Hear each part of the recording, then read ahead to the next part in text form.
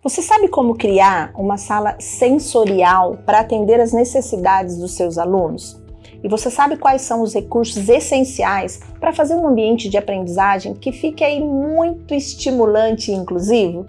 Eu sou a Mara Duarte, sou a mentora aqui da Rema Neuroeducação e hoje eu tenho a alegria de apresentar para vocês o professor Felipe Leme, que é especialista em educação inclusiva. E nessa aula o professor Felipe vai mostrar dicas muito práticas de como você pode montar uma sala sensorial na sua escola. Você vai aprender recursos, o que é indispensável, como é que você pode organizar esse espaço e também as melhores práticas para utilizar esses recursos da melhor maneira aí, promovendo um ambiente de aprendizagem muito mais seguro para todos os nossos alunos. Então é só você se inscrever no canal, ativar o sininho e vir comigo para uma aula prática e inspiradora que eu tenho certeza que vai transformar a sua escola. Professor Felipe, agora é com você.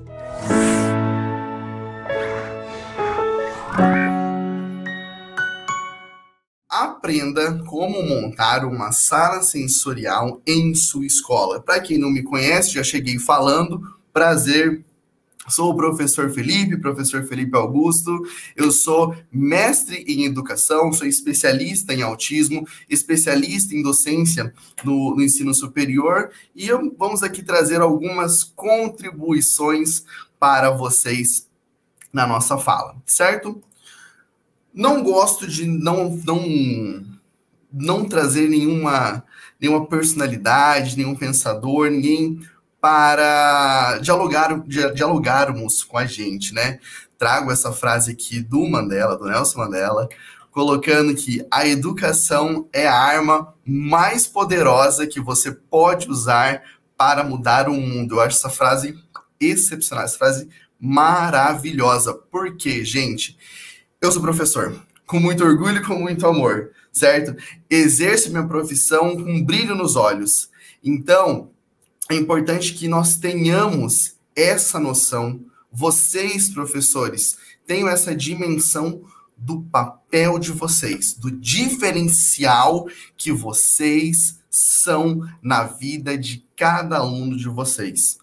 Dos alunos regulares, dos nossos alunos com autismo, certo? Eu, enquanto especialista, e nas aulas que ministro, nós trazemos as discussões acerca do autismo. É muito importante que a gente valorize esse aluno, valorize o que ele tem, valorize as potencialidades. Vygotsky já falava sobre isso. Valorize as potencialidades, o que esse aluno traz. Todo aluno aprende. E a educação é o meio, é a chave para que a gente possa impulsionar esse movimento. Certo, minha gente? Coisa linda? Olha lá. Mas pensando, certo? Então, essa forma de mostrarmos o mundo para a criança, de que forma? Certo? Temos os nossos alunos em sala de aula, temos o nosso foco de trabalho, mas qual que é a nossa função, professor? Qual que é a nossa missão em sala de aula? Como que a gente apresenta isso da forma mais plural, da forma mais dinâmica, da forma mais viva possível para o aluno? A criança precisa o quê? Experimentar. A criança precisa vivenciar. A criança ela precisa ter condições de acesso ao que nós vamos nos propor. Mas como isso, professor? De que forma? Sensações, percepções, experiências táteis, visuais. Experiências visuais são extremamente importantes, minha gente. Extremamente importantes. Porque a gente tem que lembrar, a pessoa com autismo, ela é uma pensadora visual. Ele é um pensador concreto. Temple Grandin já falava, ela transformava as palavras em imagens para trazer o concreto, para trazer o que é real para eles. Uma dificuldade ali no abstrato, mas que se condense, que se molda através do que é visual, através do que é palpável, através do que eu consigo ver, enxergar, tocar, sentir, cheirar, sentar, colocar. Ou seja, a criança que não sente, não percebe, ela também não experimenta, não tem vivência.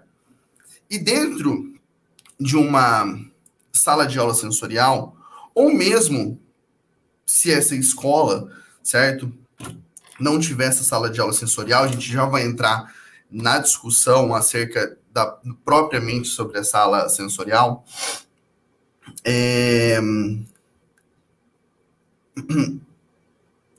A criança, ela precisa que, a partir do seu tato, professor, a partir da sua dinâmica, a partir do que você mostra para ela, vamos lá? Metacognição. O que é metacognição? Teoria metacognitiva. É quando eu me conheço. Eu sei os meus jeitos, certo? Eu sei o que me faz bem, eu sei o que me faz mal, eu sei o que me deixa feliz, eu sei o que me deixa triste, eu sei como eu aprendo, eu sei como eu tenho dificuldade para me concentrar, o que me concentra, o que me desconcentra, como eu preparo as minhas aulas, como eu estudo, certo? O professor estuda, viu? O professor estuda muito, vocês sabem muito bem disso, certo? Então a gente se conhece. Por vezes, esse aluno, ele ainda não consegue se perceber. Ele ainda não consegue se entender. Qual que é a nossa função e onde mora a beleza do nosso trabalho?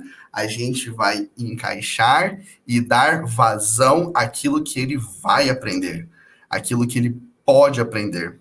Então, o que nós precisamos oportunizar? O que nós precisamos oferecer?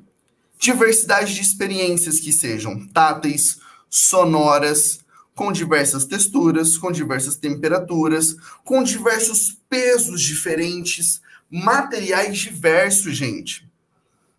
Materiais que sejam vivos para aquele aluno, para que ele toque, para que ele sinta. Como é que eu quero falar de música para ele se eu não mostrar a música, o som para ele? Como é que eu quero que ele entenda isso se eu não apresentar, via de fato, um som, um pandeiro, o som que um pandeiro faz, certo? O barulho que esse objeto traz, o material que ele é confeccionado, que são, né, semelhantes em si, mas são estruturas totalmente diferentes, certo? Então você tem aqui um de plástico, certo? Um pouco mais infantilizado, aqui já um pouco mais profissional, tá? Ou seja, ele vê as cores, é presente a ele, certo? Eu tenho aqui também, cadê minha flautinha? Uma flauta. Essa flauta é um pouco diferente, mas é uma flauta. Para quem não conhece, é uma ocarina.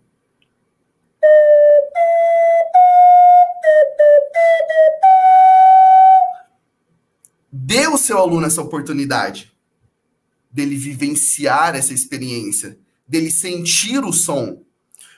Eu já falo, eu já adianto, eu não tenho uma aptidão para música tão grande. Eu falo isso, eu sei que meu irmão está assistindo, meu irmão, você pegou todas as minhas aptidões de música. Meu irmão é um musicista de mão cheia.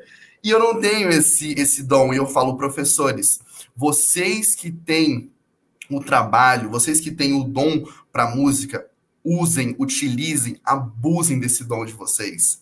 Levem os violões, sabe? Se vocês tiverem oportunidade de levar uma diversidade de instrumentos musicais, para quê? Para que esse aluno tenha contato, para que esse aluno ouça, perceba. E a gente sabe, mostrando aqui os sons, que uma pessoa com autismo, ela pode ser hipersensível. Lembrando que é hipersensível, ela pode ser hipo ou hipersensível. Então, se ela for hipersensível, ela vai ter uma sensibilidade sonora um pouco mais aguçada. E isso pode afetar no desenvolvimento desse sujeito. Porque uma pessoa que tem uma hipersensibilidade, principalmente na questão sonora, às vezes o barulho pode assustá-lo, pode deixá-lo mais acuado, certo? Gente, vamos perceber o nível de som que nós temos no nosso dia a dia, quando a gente sai numa rua. É gente falando, é o carro que passa, é o som do restaurante, é o som da padaria, é o som da escola, é o sinal que bate, é a molecada correndo, a criançada gritando. Estou falando só de sons. Estou falando só das percepções sonoras.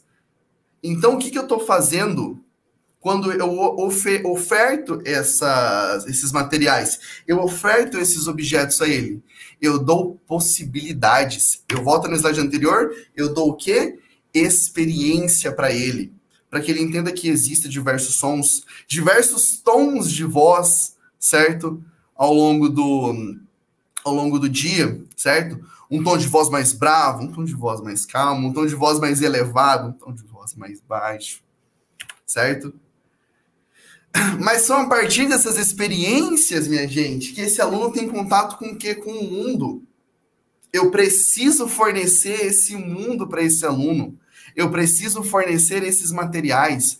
Eu preciso dar essas possibilidades, certo? Aqui. Se eu estou falando de experiências táteis, se eu estou falando de diversas texturas, o que eu estou falando? Aqui eu posso ofertar para esse aluno, dentro das nossas salas de aula, e já falei, já vou entrar na discussão sobre a sala de aula. Mesmo se a nossa escola não tiver um espaço de uma sala de aula sensorial, sabe o que nós podemos ofertar? Cantinhos sensoriais. Pequenos espaços sensoriais para que esse aluno tenha vivência, tenha experiência, tenha contato com o toque, tenha o contato, o toque, certo? Aqui, a gente pode fazer um jogo da memória diferenciado, um jogo da memória tátil, um jogo da memória que envolva não somente as peças comuns visuais, mas um jogo de memória tátil, onde ele sinta o objeto, onde ele sinta a diferença de texturas. Olha lá, uma textura um pouco mais lisa, uma textura um pouco mais áspera, como nós temos aqui essa lixa, não dá para ver, mas é uma lixa, certo? Ou a textura de um algodão, de alguns botões. O que eu estou ofertando a esse aluno? Possibilidades, diferenciação, atividades diversas. Atividades simples. É difícil, gente? Bucha, certo? Material de fácil acesso, certo? Um EVA. São materiais de fácil acesso. Ou seja, tendo esse cantinho, tendo esse espaço, eu posso ofertar a esse aluno, texturas a gente viu, sons a gente viu, pesos, professor. Peso, por que pesos? Certo? Professor, você está um pouco mais cheinho, eu sei disso, tá? Não precisa me lembrar disso, tá? Estou indo na academia, tá? Temos cobrança de diversos lados, mas não é sobre esse peso que nós estamos falando nesse momento, certo? Quando a gente fala de pesos, a gente está falando do quê? Uma pessoa ela pode ter lembra que nós falamos sobre a hipersensibilidade? Mas ela também pode ter uma hipossensibilidade.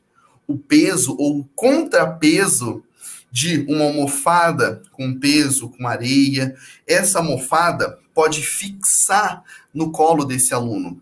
Esse peso, esse contrapeso pode trazer, sabe o quê? Segurança para ele. Por vezes ele precisa desse aperto.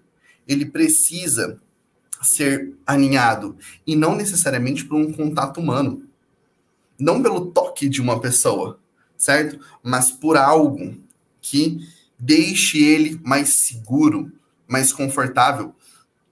Professores, vamos lembrar qual que é a nossa função? Qual que é a nossa função dentro da educação? Qual que é a nossa função para com que esses alunos se desenvolvam? É que esse aluno tenha segurança no nosso trabalho. É com que esse aluno tenha confiança no que a gente faça. Tendo confiança, tendo segurança, a gente vai oportunizar condições de autonomia. Mas esse aluno seguro, esse aluno tranquilo, esse aluno condizente com aquele espaço, certo? Ele vai conseguir ampliar o seu conhecimento, ele vai conseguir ampliar as suas possibilidades de desenvolvimento. E é isso que a gente trabalha. A gente tem que lembrar sobre isso, a gente tem que bater nessa tecla e colocar o nosso papel, a nossa função em sala de aula com esse aluno, certo? Então perceba, tudo isso que eu falei até agora aqui, minha gente, o que eu estou falando?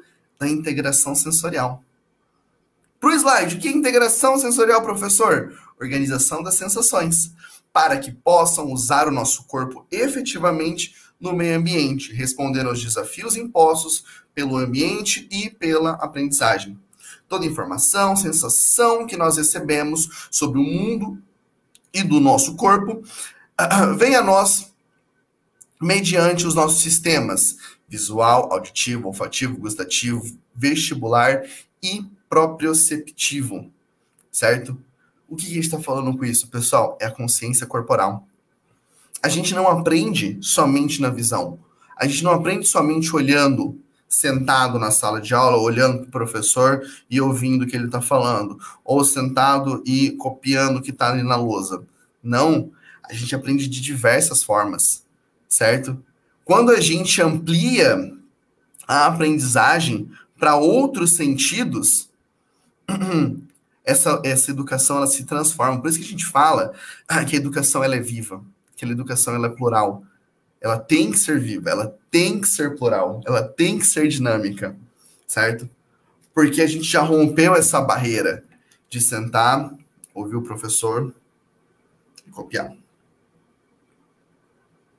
Opa! Já passamos por isso, certo? Essa é uma parte também, uma das partes importantes e fundamentais para o desenvolvimento.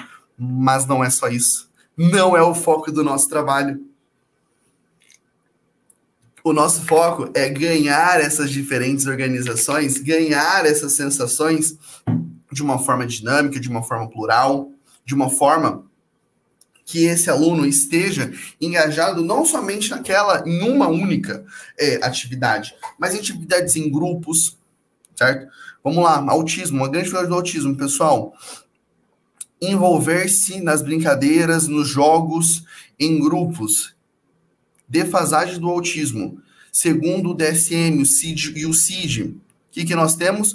Uma defasagem significativa nas áreas da comunicação e da interação social, certo? O que vai caracterizar isso?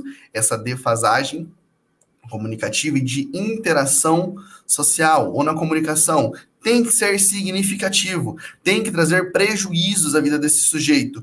Ou seja, minha gente, desde muito pequeno, certo? Ele já apresenta dificuldades, ele já apresenta defasagens no seu desenvolvimento. O que vai afetar depois, o que pode afetar os níveis de desenvolvimento daquele sujeito.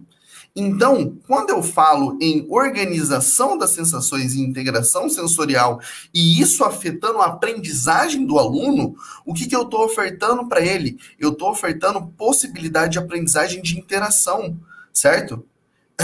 Quando ele vê o colega, ele aprende. Neurônios espelhos, a gente olha, a gente aprende com o outro, vendo, vivenciando aquilo.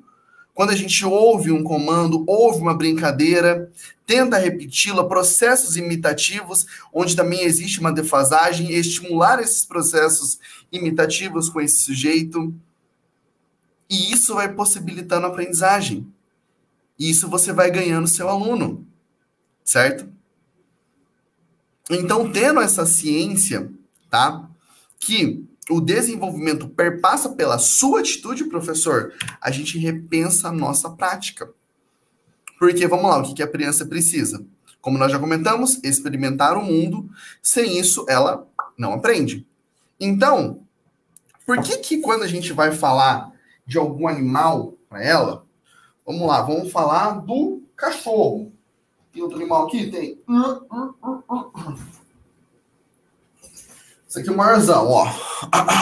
Um cachorro e um cavalo. Por que eu vou falar do cavalo? Eu vou falar do relincho do cavalo, da onomatopeia, do som que esse cavalo faz. Ou eu vou falar do latido do cachorro. Tanto que os pequenos, quando vão identificar os cachorros, ainda na primeira infância, como é que eles chamam o cachorro? Au-au. Por que o au-au? É o som que animais faz, o som que esse animal faz. O latido, o jeito como ele se porta, os diferentes cachorros que tem por aí, os vira-lata, os caramelos, os cachorros de raça, certo? Os diversos nomes de cachorro que nós temos, certo? as diversas amoras que nós temos por aí, os diversos nomes de cachorro, pois, ao fazer isso, ofertamos possibilidade para que ele conheça esse animal. Ele vai saber que é um animal que pode morar numa casa, pode morar num prédio, pode morar numa fazenda, pode morar numa chácara, certo? O cachorro pode, o cavalo pode, certo? No apartamento já fica um pouco mais difícil. Ele tem contato, ele já viu um cavalo, ele já teve contato com essa dimensão, desse tamanho desse animal, de quase meia tonelada, certo? Então, qual que é a forma que esse cavalo tem? Como que esse cavalo anda? Como que esse cavalo se movimenta, certo? Ele tem rabo, ele tem chifre? Ele tem chifre, ele só tem orelha, certo? Ele tem essa crina? Que crina é essa? Que pelo é esse que corre aqui por cima da cabeça? Ou seja, eu estou mostrando, eu estou ofertando, eu estou dando a possibilidade para que ele toque, para que ele cheire, para que ele aperte, para que ele tenha contato. Não é o brincar pelo brincar. O brincar tem uma importância muito grande. O brincar, o lúdico, ele é fundamental. Meus colegas, fundamental. Mas não é o brincar por si só. É o brincar pela experimentação, pela vivência, pela possibilidade de aprendizagem que esse aluno vai ter. Certo? O que Vygotsky fala, gente? Cadê minhas colegas aí da pedagogia? Cadê meus colegas da licenciatura? Certo? Nós somos o quê? Sujeitos históricos culturais. Somos ou não somos?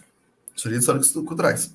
Somos frutos da nossa história, mas também somos frutos da nossa cultura, do nosso meio, aonde nós pertencemos, aonde nós estamos tendo vivências, o que nos molda, certo? Uma criança da cidade tem uma vivência totalmente diferente de uma criança que não mora dentro de um grande centro urbano. Então, como é que eu apresento essas diferentes sensações para ela? Certo? As diferentes realidades sociais que existem no Brasil, certo? Eu não posso também pensar que eu estou trabalhando num conto de fadas. Diferentes realidades sociais, certo? Diferentes contextos. Crianças com escola, em vulnerabilidade social. A gente não pode não pensar nesses indivíduos, não pensar nesse trabalho, certo? Eu tenho que pensar na vivência que aquele aluno tem, no que aquele aluno apresenta, certo? No que aquele aluno tem de potencial, no que aquele aluno pode desenvolver, certo? E é muito importante que a gente ressalte o seguinte, pessoal. Olha lá no nosso slide aqui na última parte. Professores de educação infantil, professores das séries iniciais, têm esse comprometimento com o currículo educacional. Aqui a gente está pensando aqui, pessoal, naquela primeira infância, certo? Do 0 ao 6, certo? Depois ali, nos anos iniciais, 7, 8 anos. Por quê? É nesse momento onde ocorrem as principais fases do desenvolvimento infantil. O desenvolvimento infantil, ele perpassa do 0 aos 6 anos.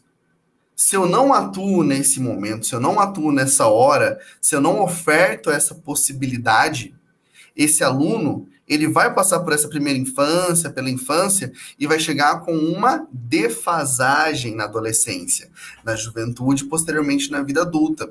Ah, professor, então ele nunca vai superar essa dificuldade? Sim, ele supera, mas com muita dificuldade. Em alguns casos, um pouco mais graves, não supera. Por isso que a primeira infância é importante. Por isso que esse momento é tão fundamental de trabalho. É um momento que a criança está aprendendo, a criança está se desenvolvendo, ela está criando conexões dentro do cérebro dela que vão possibilitar esse desenvolvimento. Uma criança que foge às fases do desenvolvimento infantil é uma criança que vai ter uma defasagem ao longo da vida. Certo? Olha a importância do nosso trabalho, minha gente. Olha o tamanho que nós temos que entender, dar vazão e dar possibilidade para esse indivíduo, certo? Então, vamos pensar nessa sala de aula sensorial? certo? Foco do trabalho. Integração sensorial, como nós estamos já aqui vendo e alinhando, certo? Ou seja, organizar as sensações do próprio corpo e do ambiente. Por quê? Vamos pensar, gente, como eu havia falado anteriormente, que a gente tinha pensado nos sons, né, que uma cidade ela pode ofertar, mas vamos pensar em experiências táteis, certo?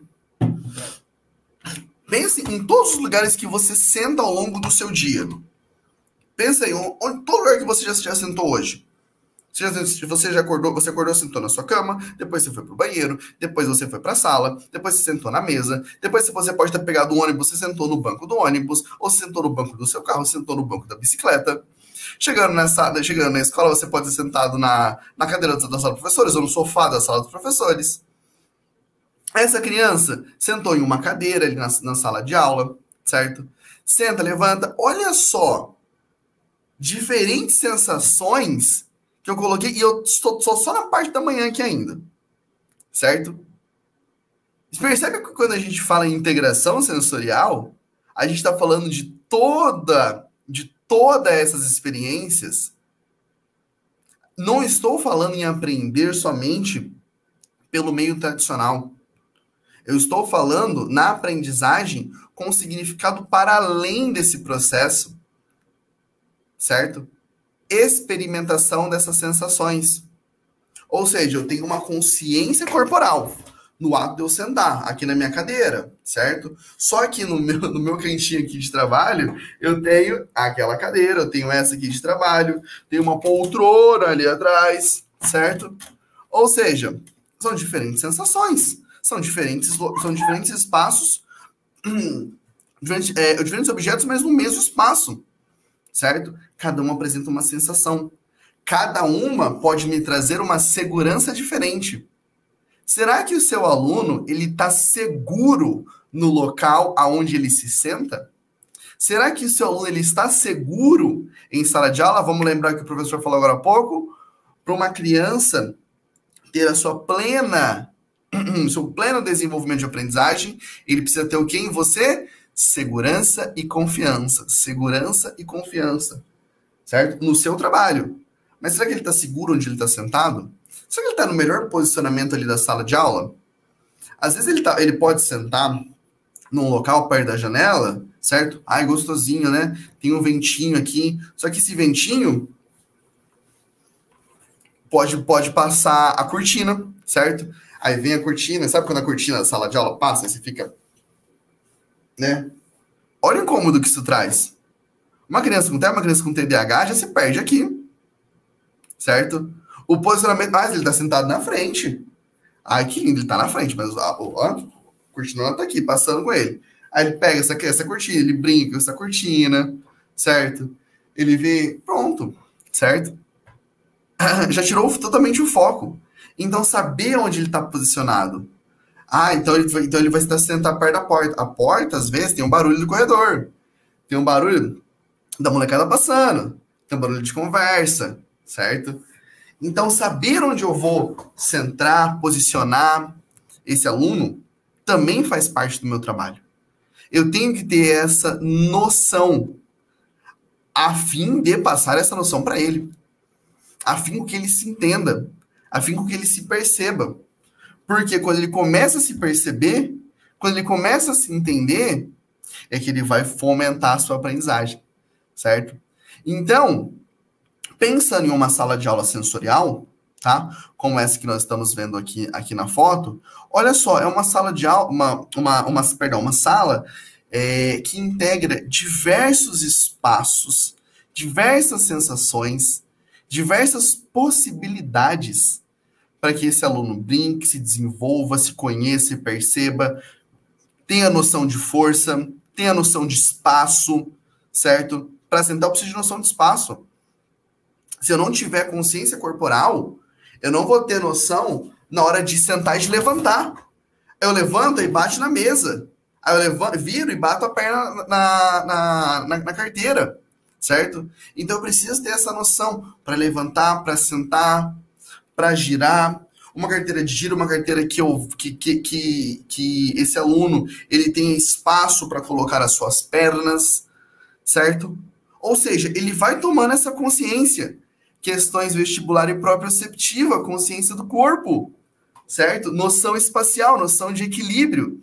E numa sala de aula sensorial, a gente tem essa possibilidade de trabalho. Mas vamos lá. Quem que é o profissional, atenção aqui, minha gente, o profissional responsável, tá, certo? Pela montagem, pela manutenção e pelo trabalho em uma sala de aula sensorial. São as nossas TOs, são os nossos TOs, são os terapeutas ocupacionais, certo?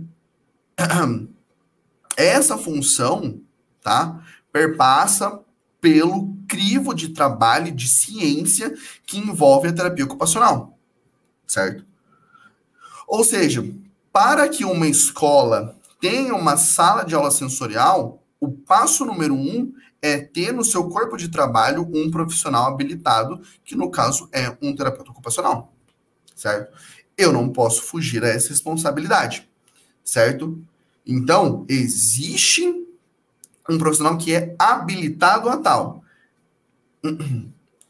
Em muitas escolas regulares, certo? Montar um espaço como esse é um pouco mais difícil pela falta de presença desses profissionais, que são barreiras que a gente vem vencendo, certo? Ao longo dos anos, certo?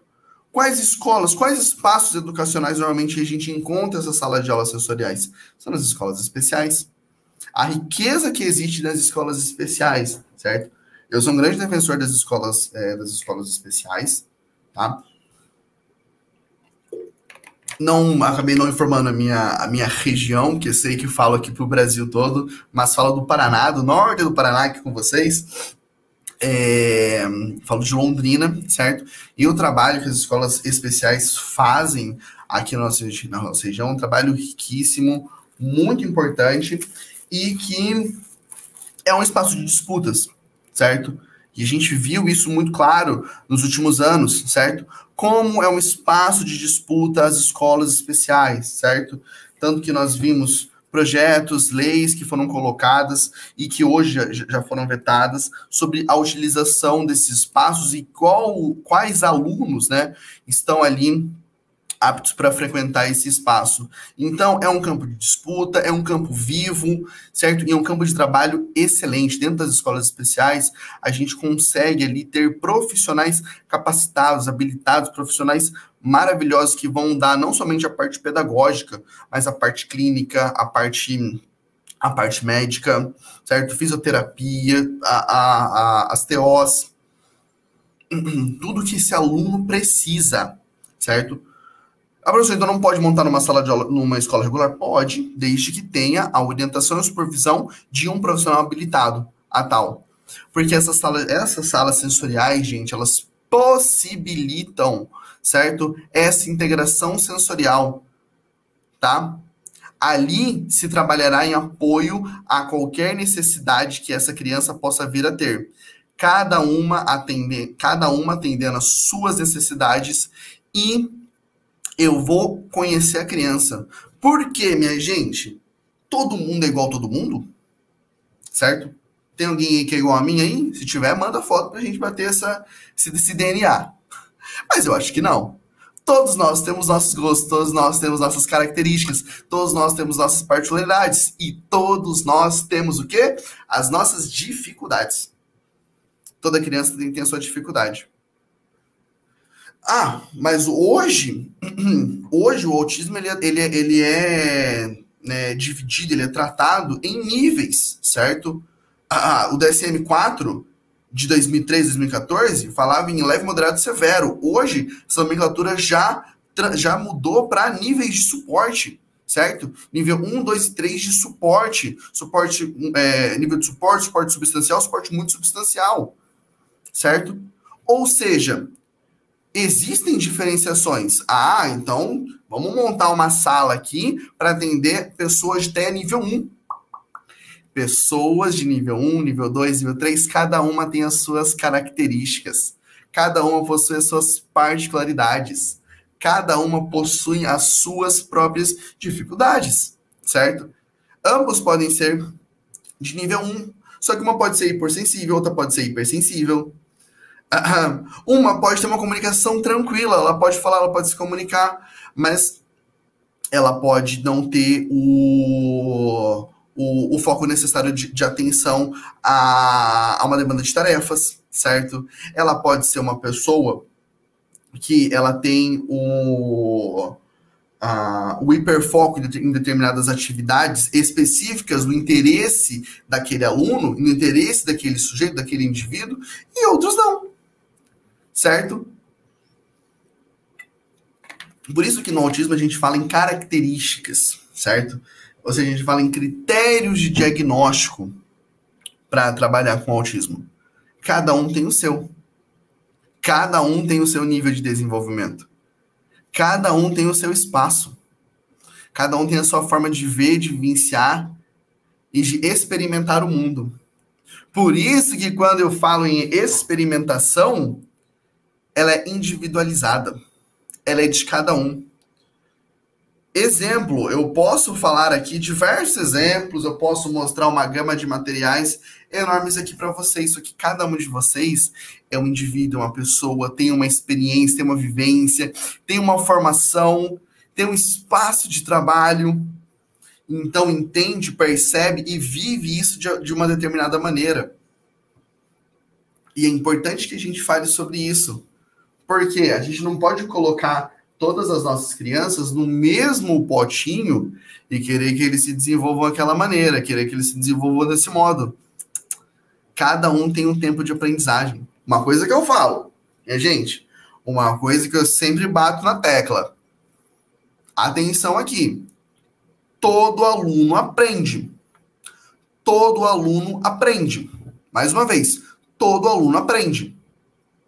A questão é, alguns podem demorar um pouco a mais para aprender. Alguns vão precisar de um suporte a mais. Alguns vão precisar de um auxílio. Alguns vão precisar de um profissional específico. Alguns vão necessitar de maiores estímulos, de maiores sensações. Mas todos eles aprendem. Professor, não aprende nada. Ó, chegou aí 8 anos, não sabe nada. Ó, isso aí que eu faço. 8 anos, não sabe nada. Nada. Nossa, não sabe nada. Ah, não sabe nada? Ele nasceu, aí colocaram ele num berço, aí ele ficou 8 anos nesse berço, aí tiraram ele do berço e colocou ele na sua frente. Não, alguma coisa ele aprendeu. Alguma coisa nesses 5, 6, 7, 8, 2, 3, 4 anos ele aprendeu. Certo? Ele aprendeu a andar, ele aprendeu a interagir, ele aprendeu a conversar. Certo? Ele pode ter muita dificuldade. Certo? Ele pode ter uma dificuldade, ele pode ter um transtorno ligado a essa dificuldade, certo? Por isso que cabe ali uma investigação, mas alguma coisa ele sabe, alguma coisa ele aprende. Qual que é a nossa função, professor? Descobrir essa potencialidade. A partir do momento que eu entendo, que eu conheço, que eu vivo com esse aluno, que eu tenho essa interação com ele, eu vou colocá-lo no mesmo nível dos demais, porque ele está ficando para trás. Então, eu, com o meu trabalho, com o meu suporte, com a minha experimentação, com a minha experienciação, eu vou nivelar esse aluno, certo? Eu vou criar essa possibilidade. Então, pensando nessa sala de aula que integre essas diferentes sensações, não existe uma receita de bolo. Se tivesse uma receita de bolo, eu tava aqui, minha gente, lápis e papel na mão, tá? Vamos lá, acorda, menina, né? Como diz nossa querida Ana Maria Braga, né? Tem um louro José aqui, maravilhoso, aqui do meu lado, certo? Eu estarei passando essa receita de bolo para vocês, mas não é. Não é essa receita de bolo. Não é algo simples, certo? Não é algo que eu chegue para você e fale, professores, vamos lá que vai ser simples o trabalho. Não é simples. É um trabalho que exige do profissional um rigor de trabalho muito grande, uma competência, uma ética de trabalho. Porque o trabalho que você vai desenvolver não é somente professor e aluno, mas a gente tem que lembrar que tem uma parte por trás ali que é fundamental, que é a família desse sujeito, certo? Então, o que eu preciso é conhecer de fato quem é a criança que eu estou atendendo. E como que eu vou conhecer quem é essa criança? Certo? Se ele chegou até a mim aqui, como que eu vou saber quem é ele? Como que eu sei quem é esse sujeito? Certo? O dia a dia me apresenta isso. A minha postura em sala de aula me apresenta isso. Certo? Postura em sala de aula é uma coisa muito importante, gente. Porque eu tô aqui ministrando essa palestra com vocês. Certo? Então, vocês já entenderam o modo de trabalho do professor. Agora, vocês acham que estaria sendo a mesma palestra se eu tivesse... Seria a mesma fala se eu estivesse falando assim com vocês? Então, gente, sala de aula sensorial.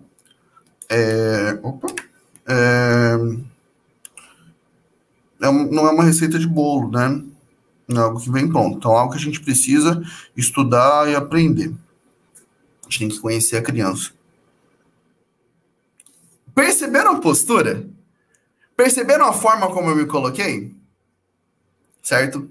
É a forma como eu conheço ele. É a forma como eu me coloco diante esse indivíduo. Certo? Então, como eu chego, me apresento em sala de aula, como eu brinco, como eu interajo. Numa brincadeira, eu conheço o meu aluno. Certo? E aí, foi o final de semana? Viu o jogo? Que jogo você viu? Torce pra qual time? Ah, você é botafoguense? Pô, que dó. Você é flamenguista? Pô, que dó 2 vezes. Você é palmeirense? Pô, né? Tá em ascensão, beleza. Certo? Você é corintiano? Ah, que dó. Então, e aí você conhece seu aluno. Você interage com ele. O que você gosta de fazer? Você faz algum esporte? Você faz alguma luta? Certo? Você faz alguma dança? O que você faz? Conversa com o aluno.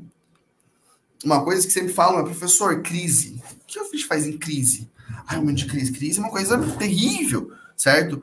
Para lidar aquele misto de sensações, você querendo acudir, querendo fazer o melhor ali. Uma coisa que eu sempre falo, gente, depois disso é conversa. Chega, coloca no nível do seu aluno, olha para ele, olho no olho, e fala, tá tudo bem? O que aconteceu? Essa interação aqui, ela é fundamental. Essa interação aqui, ela é rica, certo? O que eu estou fazendo? Eu não estou desconsiderando o meu aluno.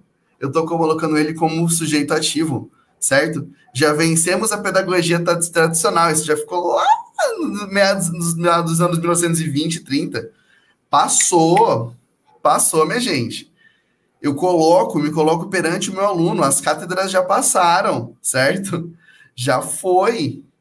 Eu estou aqui, ó, no mesmo nível do meu aluno, ofertando a possibilidade de conhecer ele. E saber, olhando para ele, perceber o que ele tem de dificuldade. Perceber o que ele tem como uma defasagem. Se eu estou percebendo, estou passando ali um conteúdo ali para ele, olhei para ele e pensei, opa, tá meio perdido, certo? Ou tava copiando, não tá mais. Se perdeu na hora de copiar. Tô entendendo, tô conhecendo ele. Por isso que eu falo, não tem uma receita pronta, não tem uma receita de bolo. E aí, de fato, que a gente precisa lembrar é que nós temos uma família por trás. E aí, conversar com essa família. Entender essa família. Entender o que essa família vai passar de orientação para vocês. Certo? Por isso que tem que ter uma ética de trabalho muito grande. Por isso que tem que ter uma força de trabalho que case com essas estruturas. Escola, família, essa integração possibilita essa aprendizagem, certo? E é de hoje que a gente está falando sobre essa questão da integração sensorial? Não. Não é de hoje. Tá aí, certo? A Ana Jen Aires, que é a precursora desse trabalho com a terapia ocupacional, tá? Então, o foco de trabalho que ela teve, que ela exerceu, era na parte da dificuldade de regular, modular, coordenar e organizar as sensações de forma mais adequada.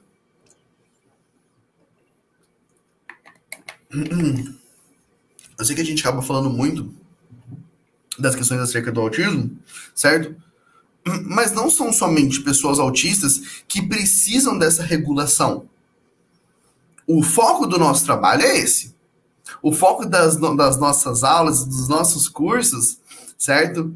Ele envolve essa dinâmica com a temática proposta pelo autismo.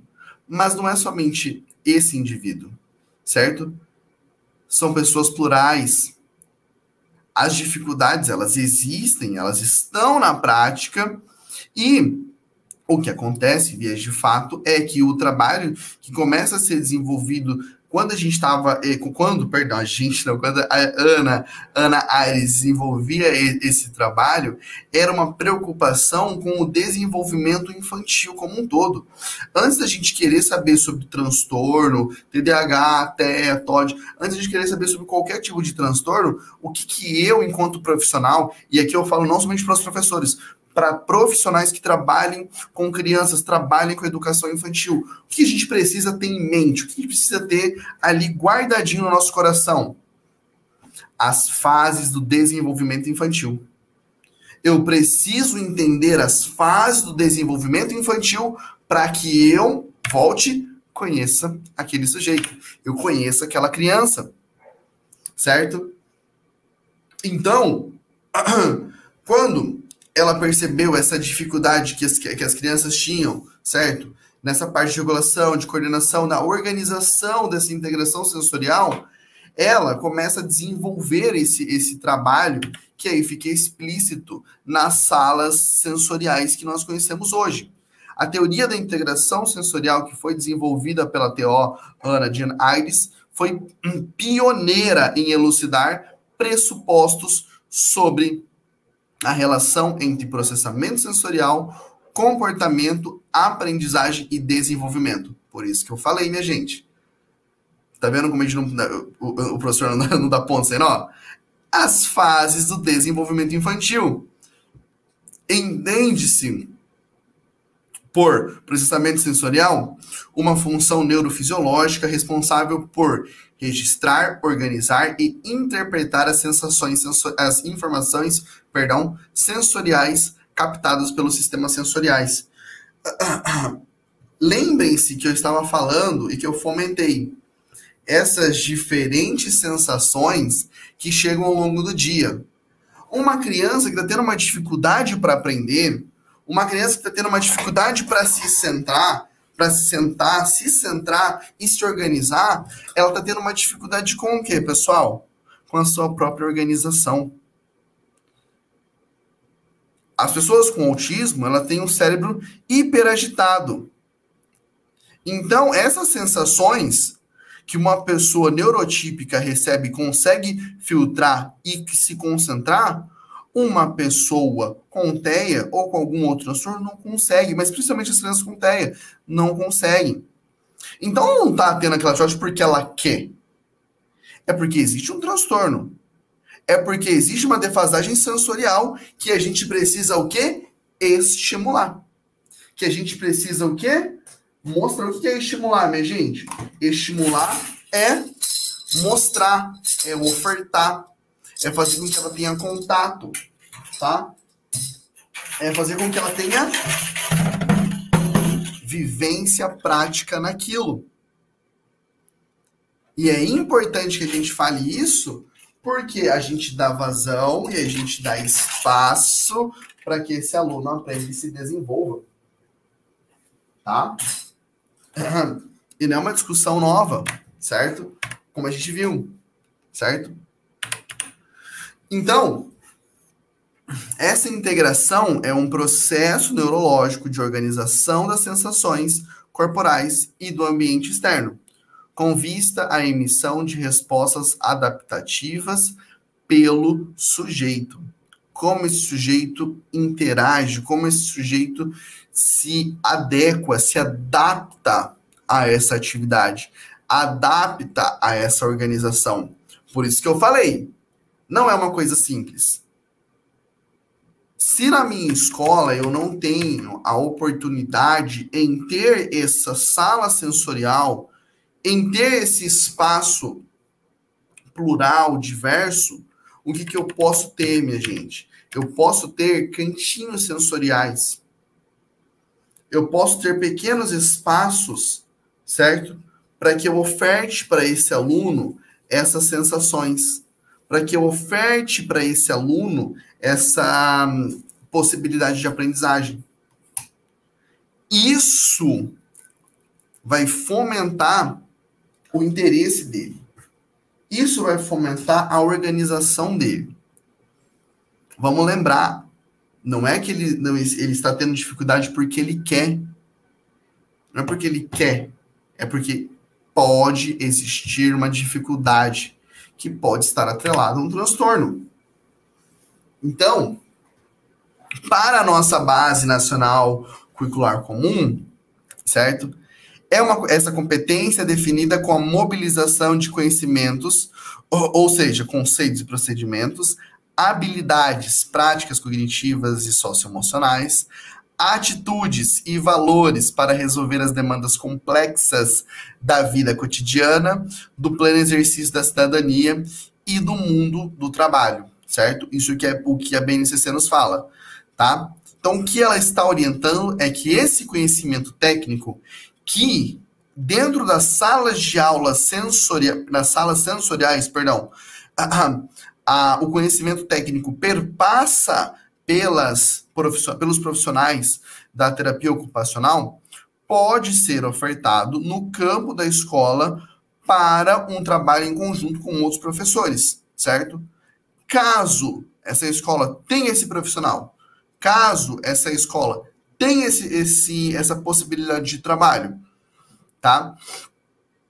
A gente vai trabalhar em conjunto, lembrando que atendimento aos transtornos nunca é um trabalho solitário.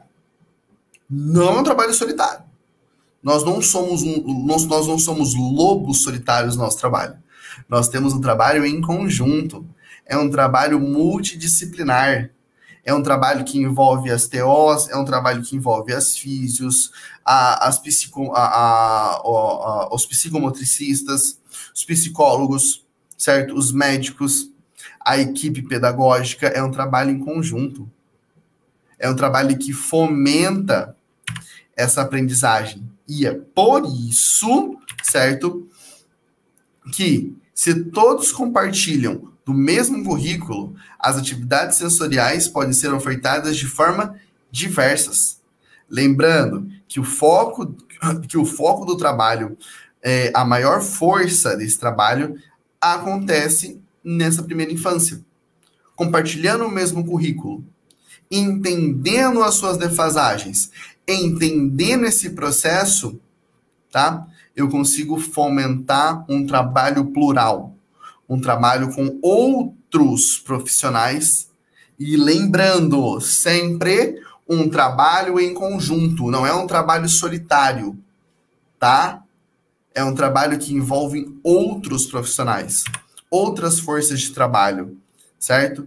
Então, para a gente fomentar essa integração sensorial, eu preciso ofertar processos de percepção, organização, interpretação e integração dessas informações sensoriais.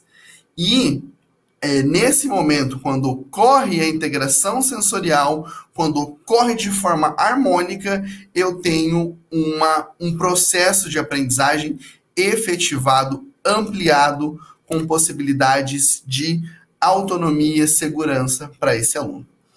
Aqui nós temos algumas indicações. Acredito que eu tenha condensado essa minha primeira fala aqui no dia de hoje para vocês.